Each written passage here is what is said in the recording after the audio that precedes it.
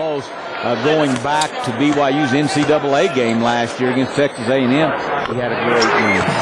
You know, when you look at Jimmer Fredette, not big, not lightning fast. So how does he do it? Well, he comes at you in the big three different ways. He can shoot it in deep. He can get it to the basket and complete plays, but most important, he has a great mid-range game, that middle game where he can pull up. He's got the NBA kind of runner, teardrop shot, and he has terrific confidence in himself when it comes to offense. Fredette taking a break, and Lamont Morgan fouled as he drives.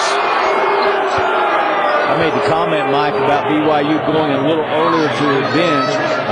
Usually a very deep team in that last game against BYU or against Utah. They only played 6 guys double-digit minutes, which is a little unusual for Dave Rose and his staff. They usually will have 8, maybe 9 guys in double digits. But their front line after Miles is 2 freshmen. Crowd wants to travel against Miles, who gets a second chance, misses that one. And the rebound to Wyoming. Do you find this time of year that coaches like to try to shorten the rotation? Well, I think you shorten it to about 8. But in big games, sometimes you shorten it even more. And both Utah and BYU in that game played a limited amount of guys. Ogirri off the dribble that time, not the stop and pop, misses the shot. Wyoming up 2. Wyoming could help themselves a little bit getting to the offensive glass. Only 1 offensive rebound so far. Nice pass underneath, blocked. But Chom draws the foul. He'll go to the free throw line. Great play by Mujeki with those long arms on defense, and then gets himself under control. Watch this steal again with these long arms, really active here. Watch the way he gets himself under control here, though, and makes a nice little pass there.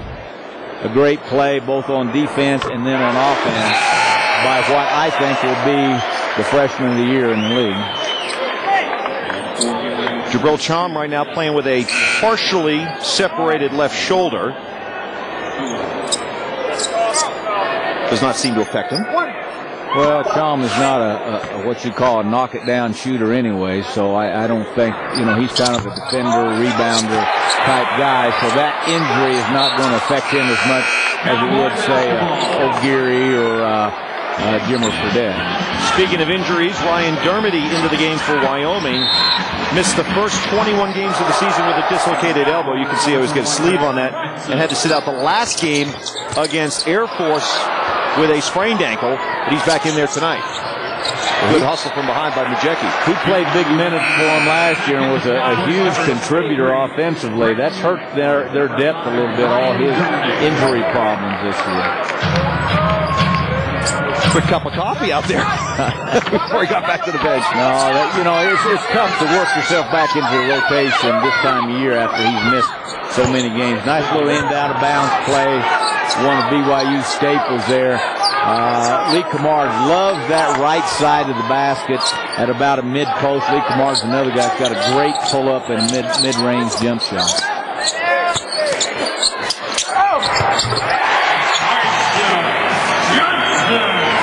Tyson Johnson with a low-post banker off the glass. Cowboys up 3.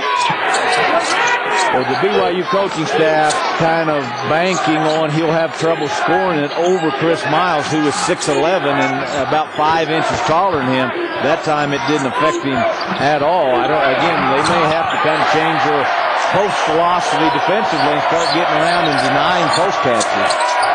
Second time this game, Brandon Ewing going coast to coast, and Dave Rose pops up off the bench, very upset with BYU's transition defense. Well, he didn't have his best defensive guard, Jackson Emery, in the game then.